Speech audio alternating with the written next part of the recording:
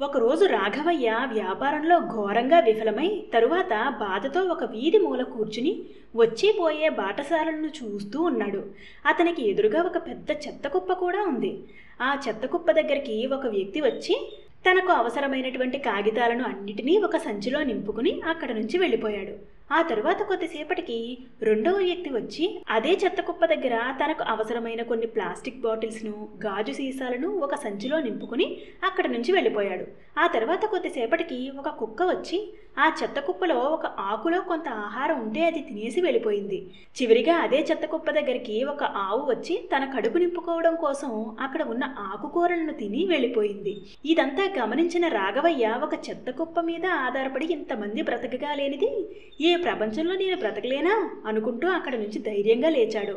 ఇప్పుడు చెప్పండి, బ్రతకడం నిజంగా కష్టమా?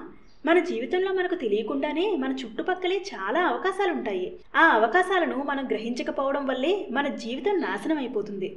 సమస్య ఏదైనా సరే చుట్టుపక్కల ఉండే అవకాశాలను గుర్తించి జీవితంలో ముందుకు వెళ్ళండి.